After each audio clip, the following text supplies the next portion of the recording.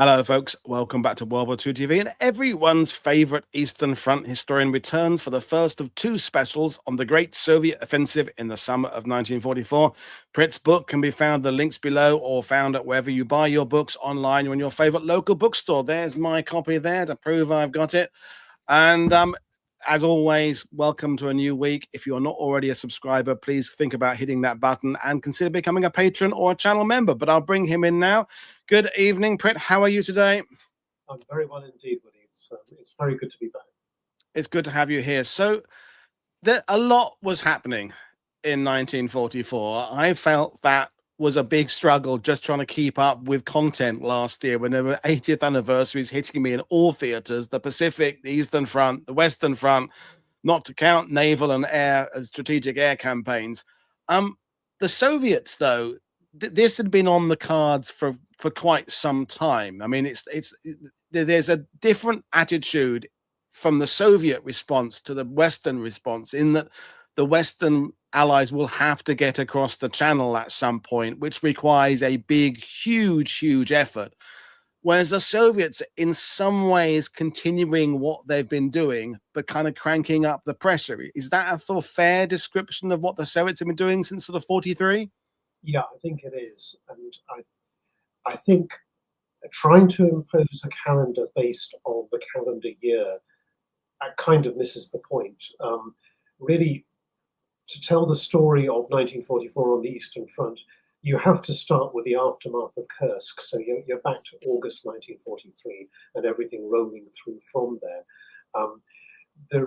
Having stopped the German attempt to pinch off the Kursk salient, the Red Army then mounted a series of offensives on either side of the salient, which cost them very, very heavy casualties, but more importantly, really ground down the German forces. They took very heavy losses. And the long retreat that Manstein fought across central Ukraine was largely possible because he used the panzer divisions in their traditional defensive role of trying to stop Soviet breakthroughs, trying to stop the Red Army from outflanking German forces as they were retreating. The consequence was, though, that these divisions were in almost continuous action.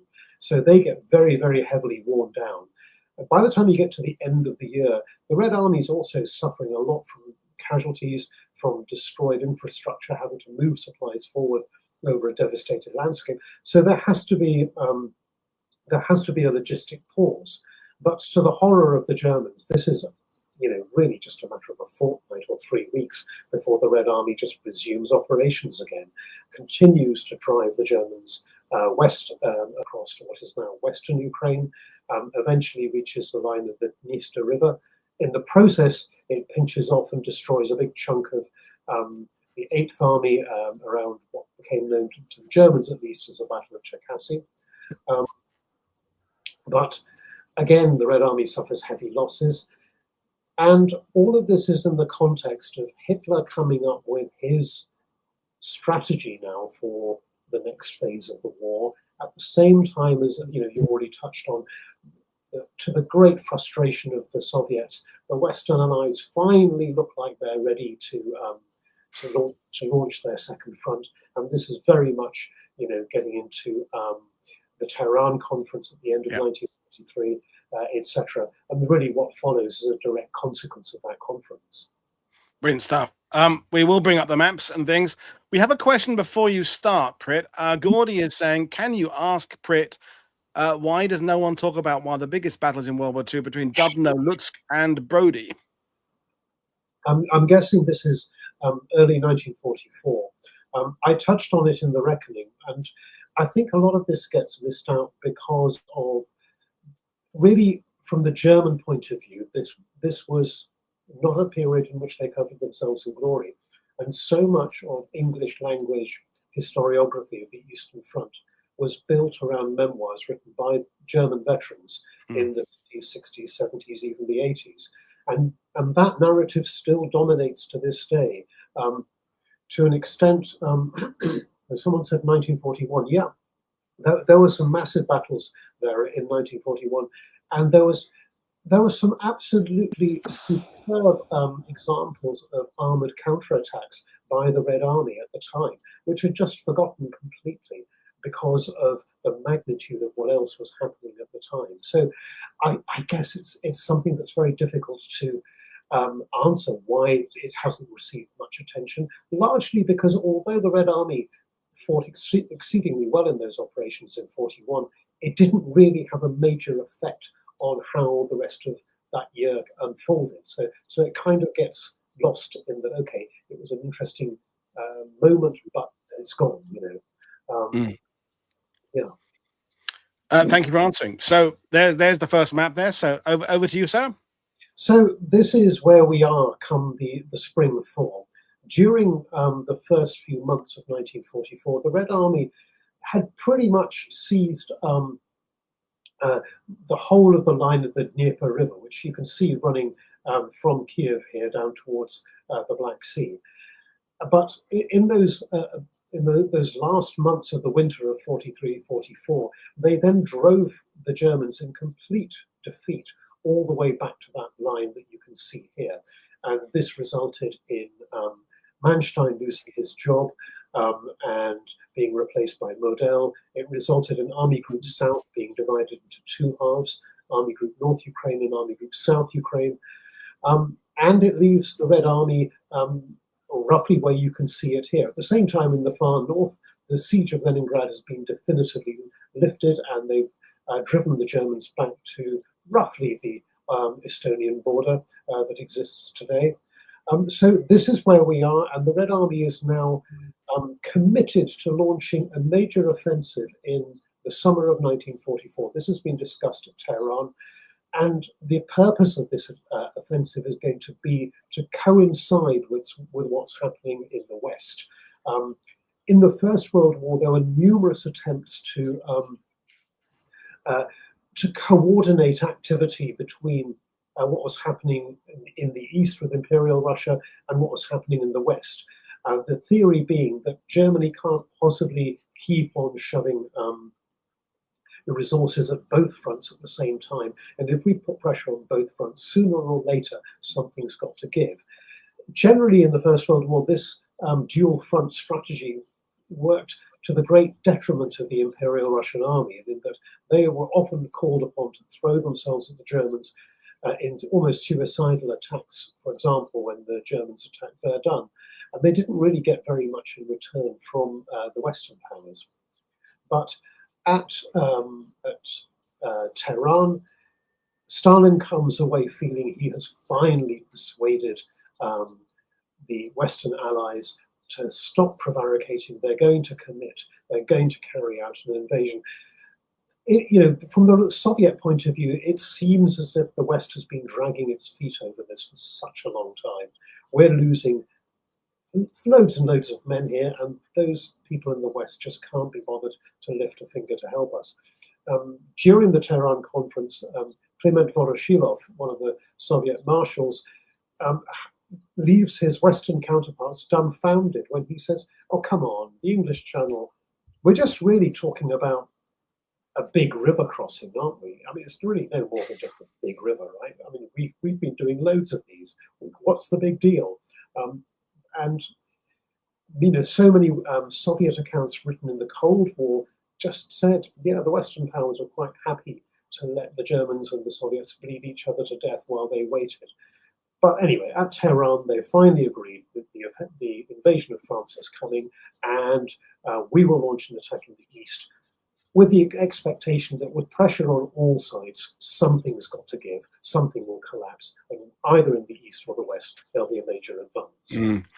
Just before, interesting you mentioned Tehran there, because we've had various discussions on the channel about, if you like, who the victors were, the various conferences. Casablanca arguably was won by the Brits because they were just better prepared with better PowerPoints, if you like, there, and the Americans went into it a bit, bewildered. And Tehran probably was Stalin's kind of high point, because the Western allies still have to very much think about what he's doing. As it gets later towards the war and the Germans are on the brink of defeat, the allies can start thinking, maybe, or the Western allies, I should say, are thinking further ahead in the chess game. But would you say Tehran is kind of Stalin's high point in terms of conferences? I personally put Yalta above that. Yalta, true, yeah. came away from Yalta with a complete grand slam. But yes, he certainly. I think perhaps Tehran is the eclipsing of Churchill's star. He's very much in the descendant from here. He's left feeling that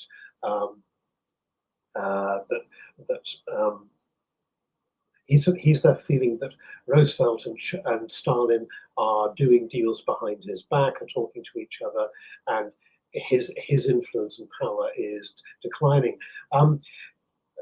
Comment from Lasser Group about Stalin's fear of flying. He was terrified of flying. In fact, he flew to Tehran. It was his first ever flight, and there was a moment of absolute panic and pandemonium aboard his plane when it hit an air pocket, and the turbulence threw everybody around. It's one of the reasons he insisted on it being Yalta the following year, because he had no intention whatever of ever risking getting into an aeroplane again. But anyway, we now reach the spring thaw. Planning is now beginning for the coming summer offensive, and it's really a matter of where can we attack? Where do we stand the greatest chance of achieving an important success? And how do we balance risk versus benefit? Yeah. So here we are, and these are the options. These were all discussed in great length in the opening months of the in the opening months of 1944. So if you look right at the bottom, option one there is to continue attacking in the south against what used to be Army Group South, and push into Romania. Benefit of that is you could reach Ploesti and knock out a major part of Germany's remaining natural oil production, or access to natural oil, which would be a big disaster. The problem is, as you can see here, the Carpathian Mountains, which provide a suitable point for the Germans to retreat from, where they can then launch counterattacks into the flank of any drive into Romania. This sector is now known as the Fashani Gap, and NATO are looking very hard at how they would defend a possible attack through this region. So it's interesting how the same terrain features will often play, identical roles in different conflicts. Also, although they're not marked on here, there are actually very good road and rail links running from east to west across the Carpathians, which would have aided the Germans in concentrating forces for a counterattack. So in the case of option one, okay, potentially we could knock out a lot of oil fields, but the risk-benefit equation isn't particularly in the Red Army's favour. Option two was to attack against the German Army Group North Ukraine, push through to the middle and lower Vistula, and then turn north to push up to the Baltic coast. This is a very ambitious plan, and it is a potentially war-winning plan. This is not something that would necessarily just weaken the Germans. If you were able to do this, you're going to leave Army Groups Centre and North isolated. Once you're on the lower Vistula, you're within one thrust of reaching the Oder River and hence Berlin. So it really does open up options for a killer blow. The disadvantage of it, of course, is that both flanks of that drive north from the Vistula would be exposed. Army Group Centre and Army Group North aren't going to sit idle while this is happening. The Germans might conceivably concentrate forces further to the west in Poland, and that attack may also just be beyond the logistic capability of the Red Army to sustain all the way to the coast. The disadvantage also is that if you just end up pushing through to the lower Vistula, all you've done is created a big bulge facing west. What are you going to do next? What's your follow-on operation? You're still going to have to deal with this great northern shelf running through the Baltics and through East Prussia. In the north, there was an option to push on to the Baltic coast through Latvia and southern Estonia. The risk of this was relatively small. What really counted against this was there really wasn't much of a benefit. All you're going to be able to do is isolate part of Army Group North. Big deal. It doesn't end the war. It doesn't really put an enormous amount of pressure on the Germans. It still leaves you a long way from Berlin and other targets. The really important one, though, was option 4, where Army Group Center on the German side occupies this bulge around Vitebsk and Minsk, projecting east. And it's almost inviting concentric attacks. The Red Army will have the benefit of advancing on converging axes. You could conceivably deal a very, very major blow to Army Group Center. And if things go well, we can exploit this further west. We may well enter Poland. And already Stalin is thinking about the shape of the future. He doesn't like by now his relationship with the Polish government in exile has pretty much disintegrated over the Katyn affair, even though Churchill and Roosevelt, despite knowing full well it was the NKVD who carried out the killings, are accepting Stalin's version of events. And so here we are. They decide that we're going to go for this because it inflicts major damage on Army Group Center, and it sets us up to penetrate into eastern Poland before the government in exile and its allies in the AK can do anything decisive in order to stop us imposing our sphere of influence on Eastern Europe. So this is the one they opt for, and they decided on this one because they felt the risk-benefit equation really did benefit them very greatly. So when it comes to mounting any operations, these are the sorts of things anyone should be thinking about. Some operations tend to be very terrain focused, others tend to be very enemy force focused. The best operations are the ones, pardon me, which combine both of those, where you take account of what enemy forces you're attempting to destroy, what weaknesses in the enemy's positions you're attempting to exploit. You're taking advantage of the terrain. You're operating within your logistic capabilities. After long and bitter experience, the Red Army has finally woken up to the importance of logistics and realized that in a mechanized war, logistics is king. Without resupply, without ammunition, without fuel, without food, you really, really can't get anywhere. They're also benefiting now from the huge numbers of trucks being delivered by the United States, by Canada and Britain, and also fuel oil coming from the Middle East, gasoline being shipped across the Pacific, etc. So all of this is benefiting them to the point of giving them better logistics. They've also greatly improved the balance of their forces. They now have far more integral armored vehicle recovery support in their armored formations than they've had, because they've realized you lose at least as many tanks from breakdowns and terrain losses than you do from enemy action. And this is a cheap way of keeping your forces up to strength. If you can get those wrecks back on the road and repaired, you can keep up the tempo of your operation a great deal longer. And of course, then there's a consideration of cooperating with allied operations, and this ties into the expected landings in France. So the Germans are going to be heavily committed to this. And this, we should go back here a little bit and think about Hitler's strategy unveiled in late 43, which was the Western Front is paramount. We are going to carry out major attacks in the West to destroy the Western powers as they come ashore. We're going to leave the bare minimum in the East, the bare minimum being 70% of Germany's ground forces. And having done that, we are going to, if necessary, trade space for time in the East while we destroy our enemies in the West. Then we will turn Eastern strength. And in the meantime, we're going to have a series of fortresses strung out across the East. And this is Hitler's means of stopping these generals just from retreating when he wants them to hold firm. So the whole of the fortress strategy is built around his growing skepticism of his commanders, his growing sense of they have no idea of the fanatic will needed to defend this territory. So these fortresses, you can only abandon them with his explicit approval. They are to be held at all costs. Armies and army groups are to ensure they're properly garrisoned and supplied. And the idea is they will act as breakwaters to break up the Soviet advance. It's never worked. There is no evidence this has ever succeeded. Every fortress in the First World War, with the one possible exception of Verdun, failed in its fundamental task. And yet here is Hitler insisting on this as the absolute cornerstone of his Eastern Front policy. Very good point.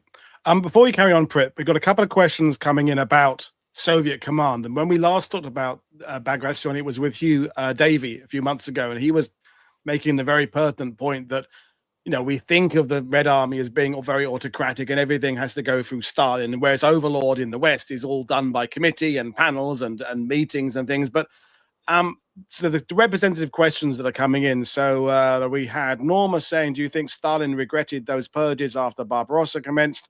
And Jay is saying the Soviet command structure was gutted by Stalin. So I know you're going to talk a bit about the leadership later on, but are we a little bit off the mark in how we perceive Stalin's government style but in 1944, and it is a little bit more committee based than we think?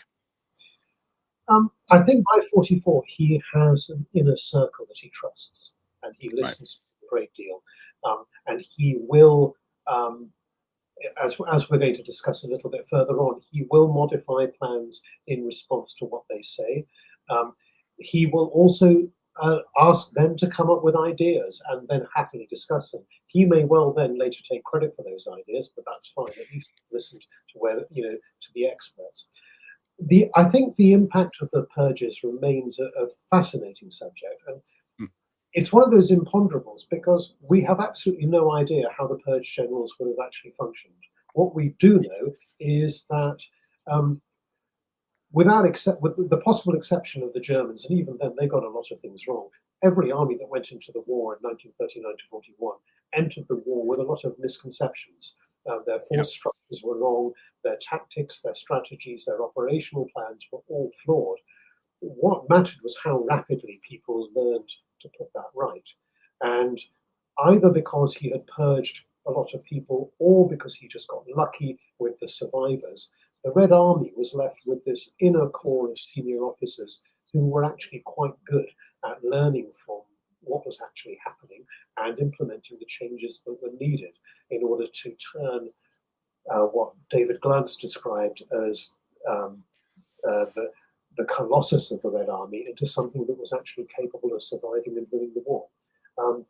I'm not sure that Stalin ever regretted anything, Norma. I think he was just that sort of thing. I think it's very hard to think of any commanders he purged who might have made a huge difference. Tukhachevsky is the one who obviously comes to mind, but this is the guy who lost the Battle of Warsaw against the Poles. He doesn't, his own personal track record in theory was great. He wrote a lot of very learned stuff, but his actual field experience was, very checkered at best. Well, I guess the different, we're going down a rabbit hole, but as you said yourself, and you said on the channel before, you do get a lot of German commanders very, blaming everybody but themselves after the war, and a lot of bitterness around. But with the fact that the Stalin regime carries on, there wasn't much bitching from Soviet leaders who'd survived because I guess they were grateful to be alive. So there wasn't much kind of introspection in terms of how the Red Army functioned until much, much later by, as you say, people like David Glantz and historians like yourself who could, okay, now with the benefit of 80 years of historiography, we can perhaps draw some conclusions. But as you say, we can't know because we can't know what the alternate path was. I think that's right, and it's impossible to say. Very, very good point there from Lascar Group. The number of people purged was greatly exaggerated. Rokossovsky was one of those reinstated. So many other generals were too. Most of the real casualties actually were amongst Soviet intelligentsia rather than the military. And it was also the fear that was left over. So, for example, in the run-up to the Second World War, because of the widespread belief within the security services in the Soviet Union that there were numerous anti-Stalin conspiracies. For example, Air Force commanders were told that every accident was to be treated as sabotage until proved otherwise. This resulted in far fewer training flights because nobody was going to risk a young rookie crashing a fighter and then the entire squadron getting blamed for sabotage. So it was things like that where I think it really had quite a debilitating effect. It made people very, very cautious, very unwilling to take risks, etc. And I think that was a very major factor. Well, brilliant response to that. Let's move on to the choice of dates and the next bit of talking. Yeah, and this gets on to something that someone mentioned earlier on about Rokossovsky. We'll come to this. So by late April, they've decided that the hammer is going to fall on Army Group Center. By now, around the time of the Stalingrad battles, Soviet operations were codenamed after astronomical subjects. So we had Uranus, we had Saturn that turned into Little Saturn, there was Mars, there was Star. After Kursk, the operations were all named after former Russian generals. So there was Operation Kutuzov, there was north of the Kursk salient, there was Operation Rumyantsev to the south of it. And Bagration follows that tradition. Bagration was, I think, a Georgian commander who died at Borodino in 1812. And his name was selected for this major operation. By late May, operational orders are being finalized for each of the fronts that are going to be involved. There are going to be 4 fronts that carry this offensive, carry out this offensive, and they're paired off. So Stalin has now reached a stage where these 2 figures, Vasilevsky and Zhukov, are the ones he generally trusts to oversee major operations. Vasilevsky has been Chief of the General Staff. Zhukov needs no introduction from me. And although Zhukov holds command of front as well throughout the war, at this stage, Stalin decides to use them as overseers. So Vasilevsky is looking after one of the Baltic fronts and 1st Belarusian front in the north, while Zhukov looks after the 2 Belarusian fronts further south. And as we'll talk about in the next show, when we actually talk about the execution of Bagration, this results in a degree of rivalry between the 2. No, that's not fair. A degree of jealousy on the part of Zhukov, who is constantly aware that he doesn't want to be overshadowed by anybody. Vasilevsky is somebody who many of his contemporaries felt he didn't really stand up to Stalin very much. His memoirs are well worth reading. One of the few sets of memoirs of Soviet commanders from the Cold War to emerge with any, to be at all readable, really, because he rarely has a bad thing to say about any of his contemporaries. He tends to be quite, quite open about it. He'll say, "Yeah, this guy was pretty good. These were his strong points. Okay, he may not have been good in these respects, but actually, I got on with him very well." And he just got on with everybody very nicely. Zhukov, on the other hand, is still very much trying to build his personal preeminent reputation. There is going to be a bit of tension between the 2 of them. Somebody mentioned the role of Rokossovsky earlier on. Rokossovsky was half Polish, I think, on his mother's side. I think she was from Polish aristocracy. He was one of the victims of the purges. He was denounced by somebody else who had been arrested. He was interrogated quite brutally, having many of his teeth knocked out. And Stalin then released him on the eve of the Second World War, sent him to the Black Sea for convalescence, and then he fought with distinction throughout the war, gradually rising in command. Rather entertainingly, his memoirs start with him being on holiday in the Black Sea. Absolutely no mention of why he needed to be on holiday, because he was recuperating from having his teeth kicked out, etc. But yeah, Konstantin Konstantinovich Gwilym, yeah. So yeah, Rokossovsky has now been rehabilitated and is commanding one of the Belarusian fronts in the south. And he has this disagreement because Stalin wants him to attack on a single axis. Rokossovsky writes in his memoirs about how he argued against this and said, "I'll suffer fewer casualties if I mount a pincer operation." And he says how Stalin said, "Well, I think one thrust is the way forward." Anyway, think about it and left the room, at which point Molotov and Malenkov, who were in the room, and turned on Rokossovsky and said, you've got to do what the boss says. But Rokossovsky stuck to his guns and said, no, I'm going to launch a pincer attack. So when Stalin came back, he stuck to his guns and said, no, two axes, not one. And Stalin apparently studied the map and said, okay, fine, we'll do it with 2 axes, but on your head be it. So yeah, you can do it your way, but if you get it wrong, tough. Interestingly, in his memoirs, Zhukov goes out of his way to say that never happened, that conversation did not take place.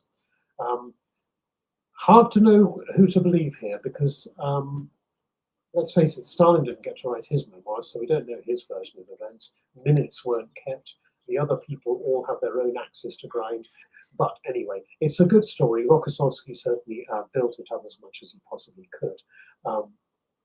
And Zhukov, because he regarded Rokossovsky as a bit of a rival, was very happy to play down any genius role played by Rokossovsky. I'm inclined to believe Rokossovsky's version because, as we'll discuss next time, when the operation begins, Zhukov is actually constantly checking on the progress of the second pincer that Rokossovsky had insisted on adding, just almost as if he's waiting for it to fail so he can then turn around and say, see, you shouldn't have done that. I think that kind of gives the game away that it probably did happen. But yes, this is a good example of how, compared to Hitler's increasingly rigid top-down control, Stalin is kind of prepared to listen at this stage. I mean, he's not a nice man, but he's a pragmatist in some ways that Hitler by this point isn't. Hitler is increasingly caught up in his own delusions. And I'm not saying Stalin isn't as well, but Stalin, to some extent, is still able to see the wood through the trees and understand that he can't do it on his own, and there is going to be some good advice amongst the people who are around him. Yes, and he's also learned from bitter experience his own limitations, and that actually he's know what they're doing.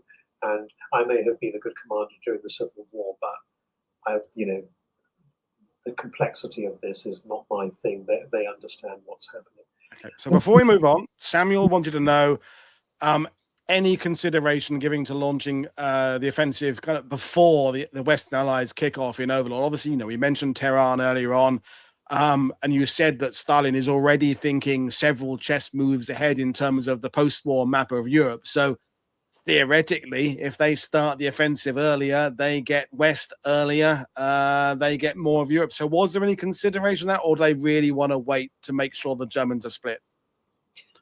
I think they wanted to make sure that the Germans weren't going to be able to send panzer divisions east by rail in order to intervene. So yeah, it absolutely worked in their favor that the fighting in Normandy got bogged down and the Germans couldn't extract anything to send east. If the Germans had actually succeeded in stopping the invasion, in crushing the beaches, in the end, the Red Army still had to attack. He couldn't stop where he was. And, if you think about the massive effort in preparing Overlord, in a way, the same thing is happening in Belarus. The Red Army is piling these supplies and stockpiles of food and fuel and ammunition, of tanks and guns and men and planes. In the end, you're going to have to do something with that. So there may have been a bit of a shifting of timetables, forward or backward by a week, but I don't think it was a huge factor in his decision making. By then, he pretty much decided what was going to happen, roughly at least when it was going to happen. Yeah. Okay, a couple more questions before we pull up. You're a very popular guest, so we want to address some of them.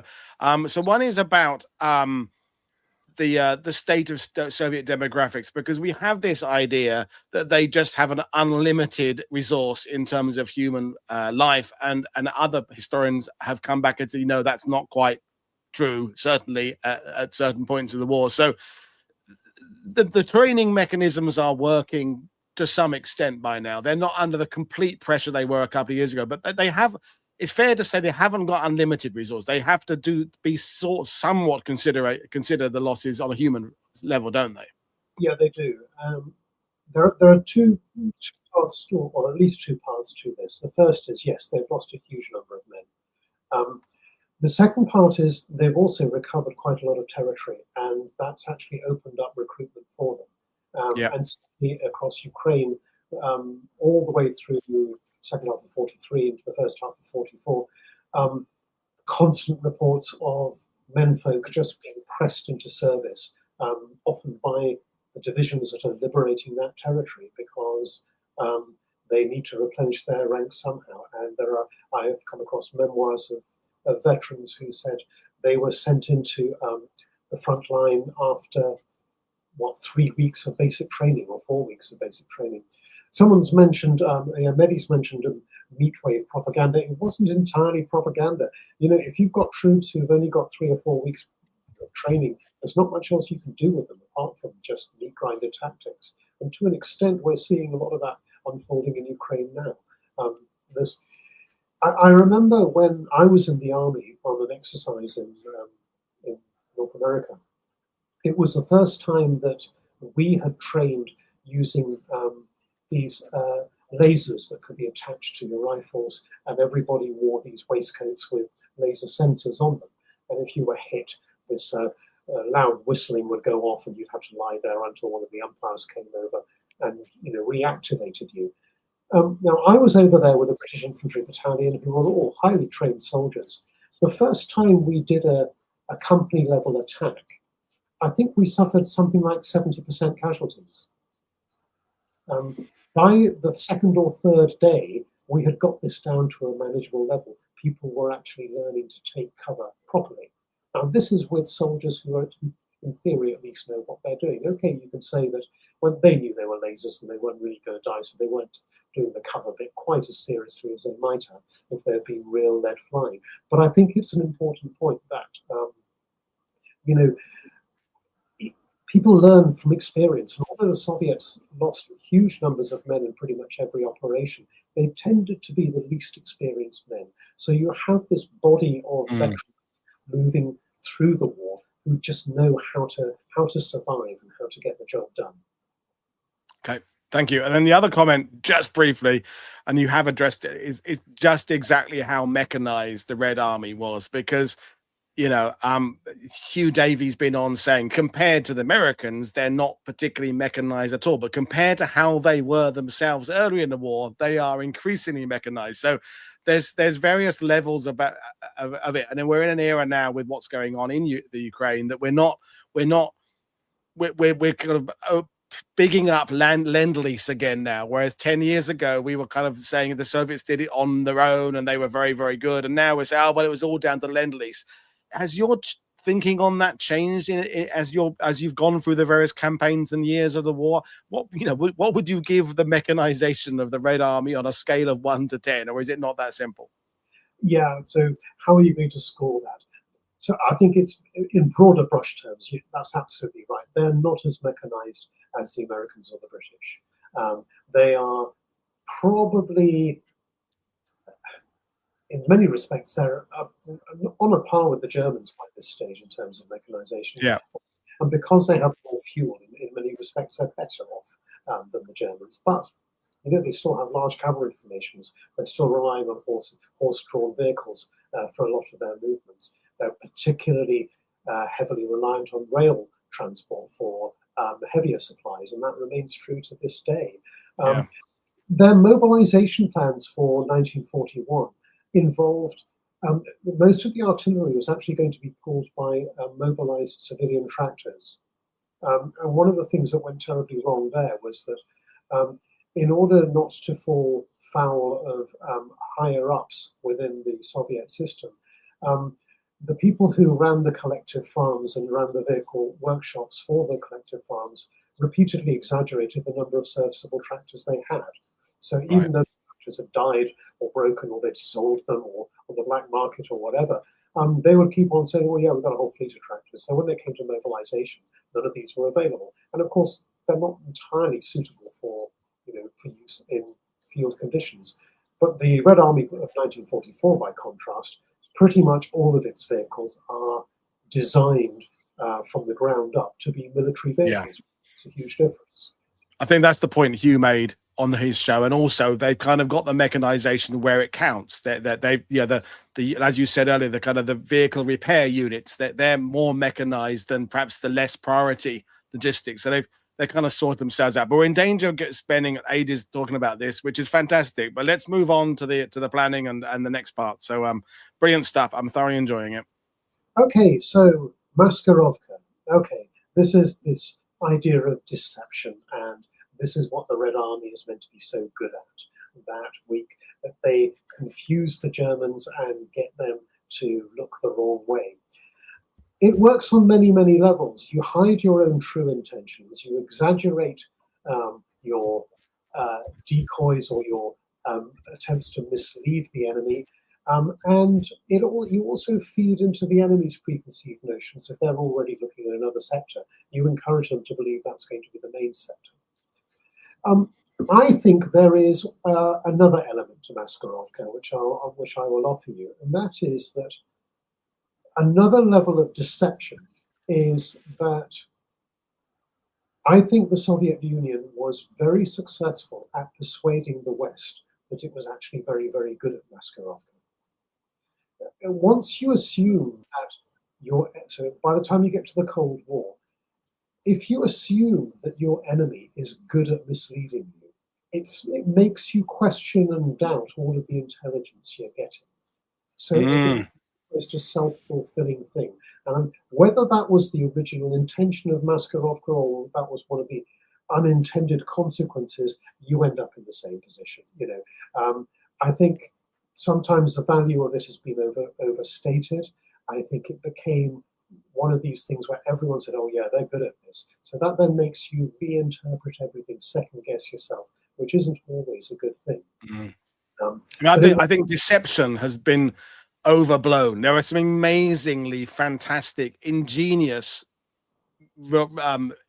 deception operations in World War II, mincemeat for the British, all these other things there. But I think generally they've been overplayed a bit by the history. They all had some effect. They all had, or most of them had some effect. But I think there's a sort of theatrical side of those stories that I think people are very drawn to, like the magician in El Alamein, all that kind of thing. That I think when you actually look at it from a more objective point of view, they have an effect, but it's not quite as much as we'd like it to be.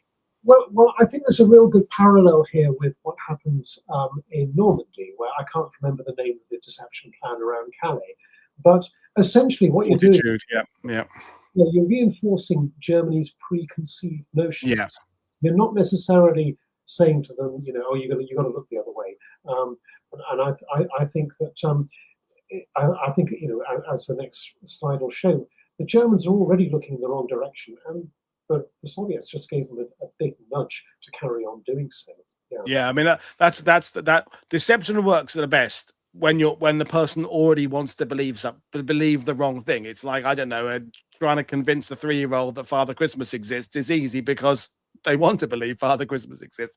And by the way, folks, spoiler alert, Father Christmas definitely does exist. Well, I don't want anyone watching this to think he doesn't. I'm just using it as an analogy. But back to you, Prit. German expectations. I think that's one of the most interesting things comparing the Soviet-German war is that by 44 in the West, the Germans are very much forced into just reacting to what the Allies are doing all the time.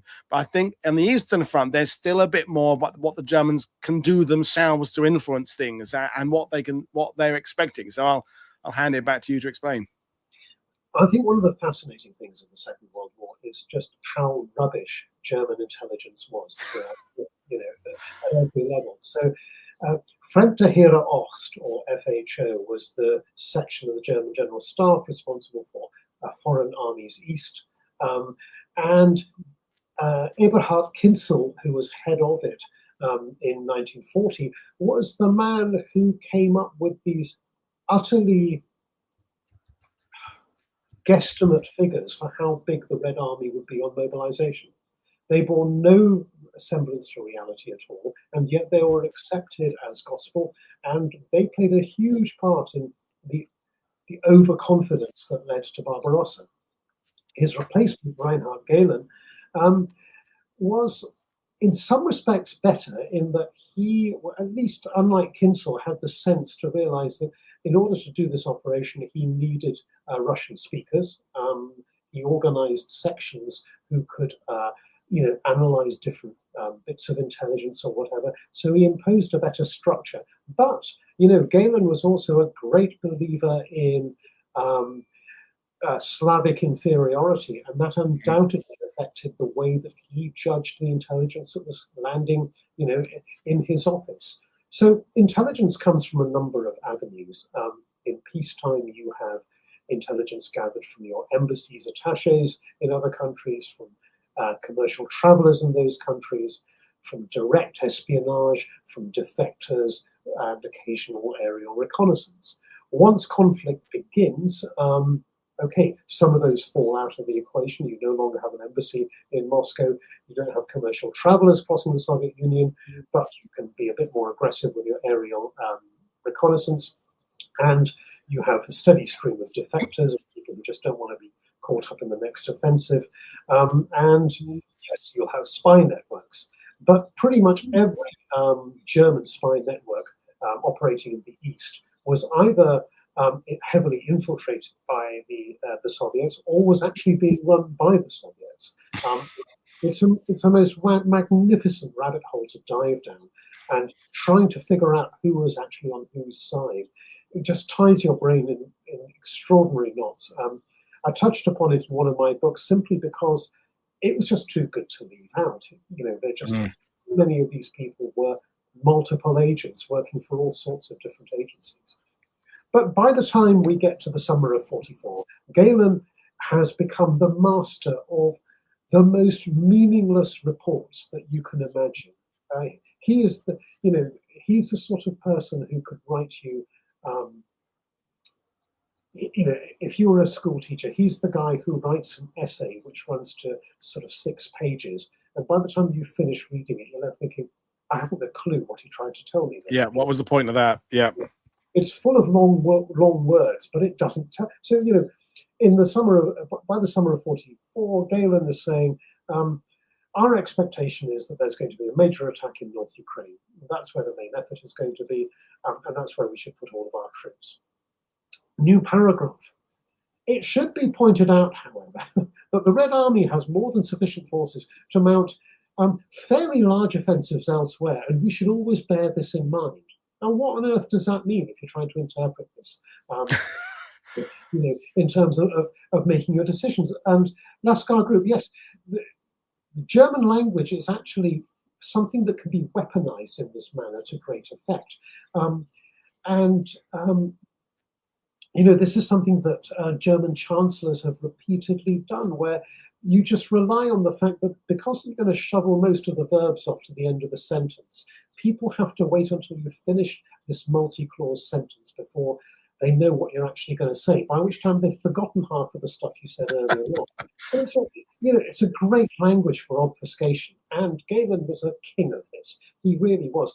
And it shows what a great snake oil salesman he was, because after the war, he then went off to become the man who headed up West German intelligence after.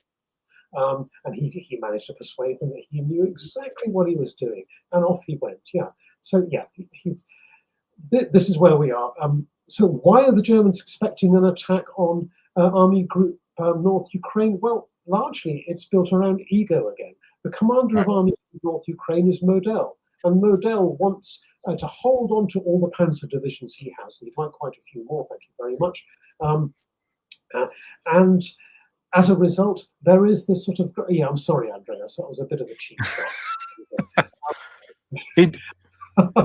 But, the Model was so keen to hold on to all the resources that he had that he was happy to exaggerate the threat he faced, and Gehlen just played along with that. So not only does Model start with a lion's share of panzer divisions, he gets even more as that spring 4 unfolds, because that's where the hammer is going to fall, and that's where we're going to position our troops. So yeah, let's go on. So someone mentioned numbers here, but here are some broad brush numbers. Army Group Centre has roughly 850,000 troops and support personnel. Okay, so just look at that number for a moment. About 450 of those are what you might call frontline troops. Compared to the Red Army, the Germans still have really quite substantial rear area units. And also, this includes large numbers of occupation troops, so a lot of SS, a lot of paramilitary police, etc. And their usefulness in combat is going to be, we can talk about that next time. So a big looking number, actual fighting strength, nowhere near that sort of number. 3,200 artillery pieces, okay, seems a reasonable number.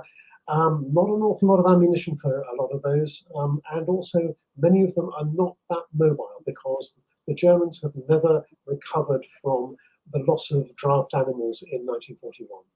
Right. The draft horses died in large numbers. As an aside here, have you had Lucy Betteridge Dyson on any of your shows? Not for a while, but she's hopefully coming on late this summer. But yeah. Lucy told me something which just absolutely melted my brain, which is that when British agriculture mechanized in the 1920s and 1930s, there was a large number of big draft horses that became surplus to requirements. They were all sold to Germany. So the horses the Wehrmacht used in mobilization were direct descendants of all the horses that the Brits had sold them in the years before the war, which I had absolutely no idea of, but there you go. Anyway. No, I didn't know that one. Oh no, well, okay, well that's messed with my brain, that has now, but thank you. Yeah. Sadly, many of these horses are dead, so that means although you've got 3,200 artillery, you don't have that much ammunition. And the Red Army has now learned that if you can lever the Germans out of their positions, if they start withdrawing, they're going to have to abandon a lot of their guns. And because German defensive tactics rely on artillery barrages and on machine guns, they realize that it's the first 3 kilometers that count. Once you've shifted them out of those positions, things start to get a little bit more effective. 495 tanks and assault guns, not a great many really, when you think that at this stage the establishment strength of a panzer division is somewhere between 150 and 200. So that's really not a lot for an entire army group. 920 aircraft, of which a third at any one time are unserviceable.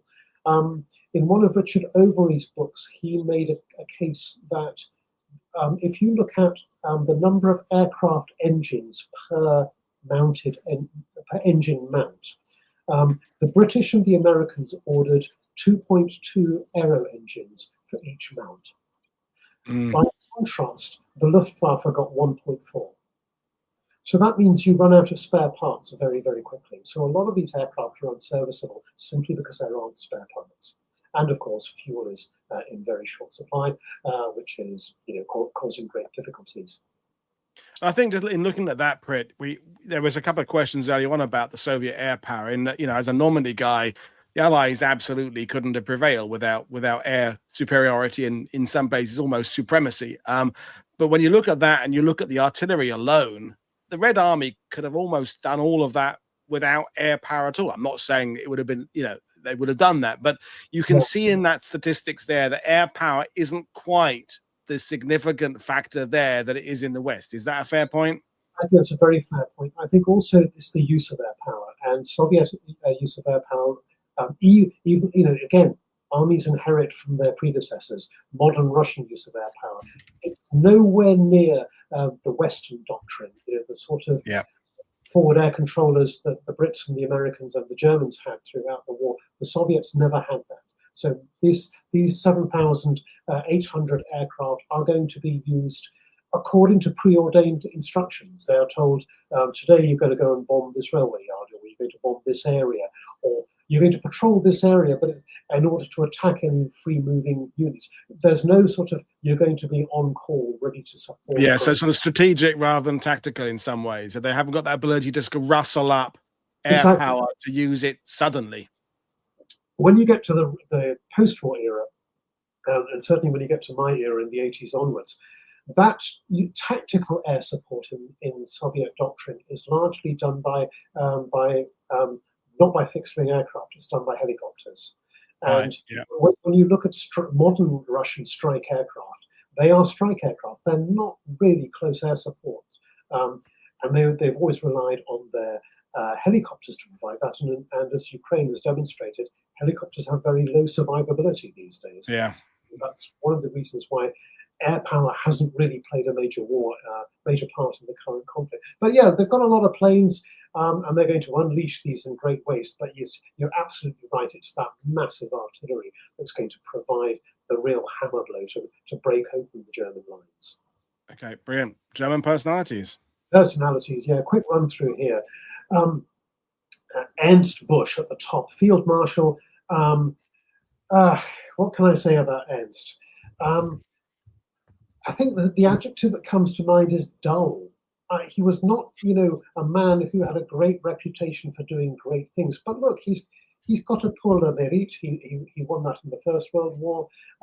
He was one of these rather stolid, fairly worthy, reasonably capable generals, but not a great innovator, not a dashing officer, not the sort who inspires personal loyalty through personality or charisma. Just dull, dull, dull. And he just slavishly does what the Führer says, passes on orders, passes information up the food chain, passes it down the food chain, shrugs and says, we've just got to do what we've got to do. And if the Führer says we've got to do this, well, that's how it's got to be. So not the kind of man you want in command when you have a fast-moving, rapidly changing situation. He's not going to do anything without approval from above. The three armies on the German side that are going to be involved in this, north to south, 3rd Panzer Army, 4th Army and 9th Army. Georg Hans Reinhardt, former commander of, 4th Panzer Division, and then one of the 2 Panzer Corps that invaded Lithuania. His opposite number was Manstein in the other Panzer Corps.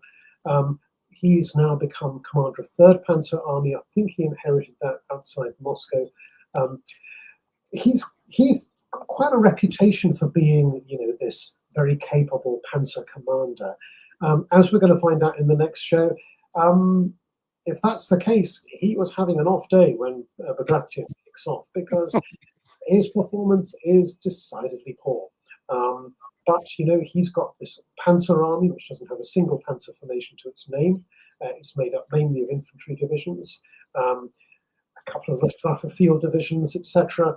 And he's been blessed with defending Vitebsk, which, if you think of the whole of Army Group Center as being a big bulge pointing east, Vitebsk is a salient on top of a salient projecting off to the northeast. It's absolutely inviting concentric attacks. And he's got the honor of defending this fortress until Hitler says otherwise.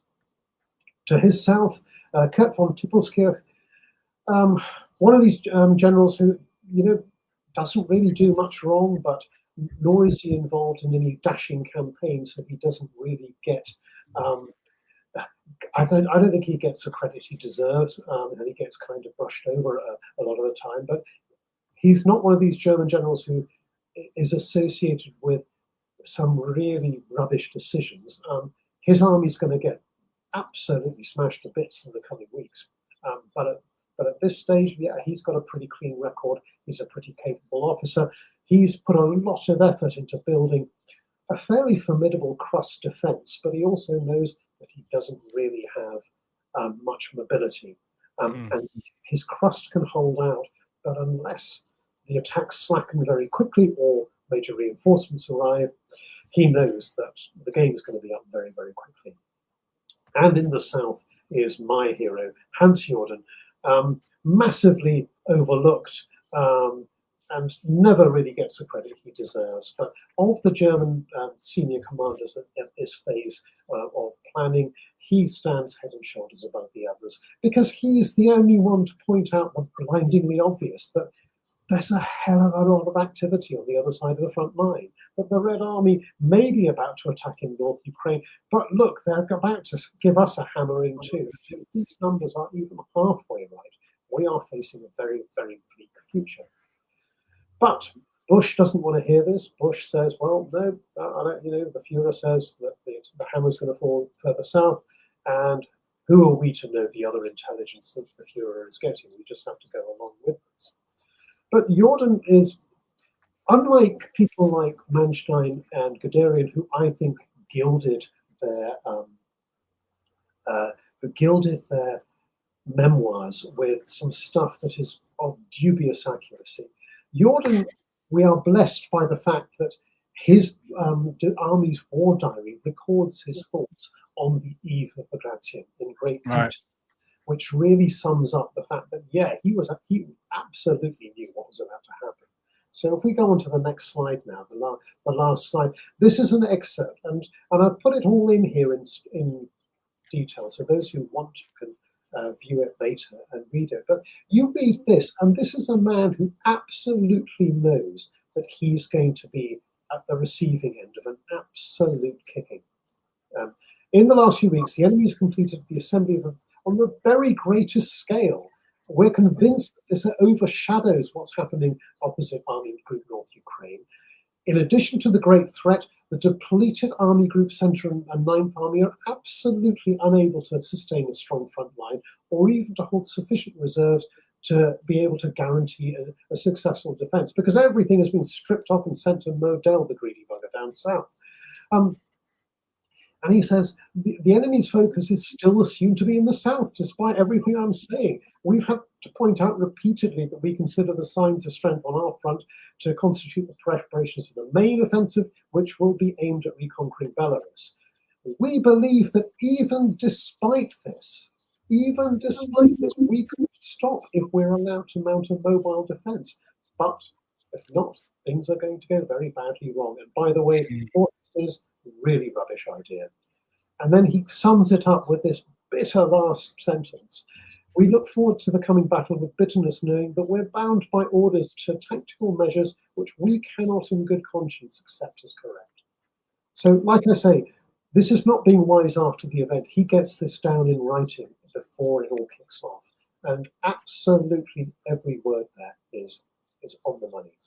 It is particularly telling, and part of me is thinking, I don't really care though. They brought it on themselves, I mean, that's a ridiculous thing to say, but yeah, it is interesting what was awaiting them. We have a couple of questions I'd like to address, but brilliant presentation, by the way, and we will get into the implementation next time. But are there any things particularly the Soviets are worried about? So, for example, Gordy asked about, were they worried about dust or mud or congestion or bridging equipment? I mean, as you said there with that little show with the data, they've got a lot of stuff. They've got a lot of artillery to move. They've got a lot of stuff. And it's that James Holland issue of big war. When you've got lots of stuff, you need lots of material strength to be able to move it there. So are there any things on a kind of a detail? You mentioned terrain that they've got in the back of their mind as issues to worry about? Yeah. When you look at the maps of this area, basically it's dominated by this great east-west axis of this railroad corridor that starts in the west in Warsaw. It continues to east through Brest-Litovsk, up through Minsk and on through Vitebsk, on to Smolensk and all the way to Moscow. And this has always been one of the traditional invasion routes because it avoids the Pripyat marshes to the south, it avoids some of the forested areas, and it's one of the firm lines of advance. So the northern pincer that you can see there, striking from north of Vitebsk, is very much intending to take advantage of that major axis. Even if the Germans are going to blow up bridges or whatever, okay, we can fix bridges, but more to the point, this is firm going, and we can push on through this axis. So yeah, that does play a part. It is a pre-1917 railway. This was, the original Warsaw to Moscow railway, and a lot of that area, even today, remains almost virginal swamp and forest.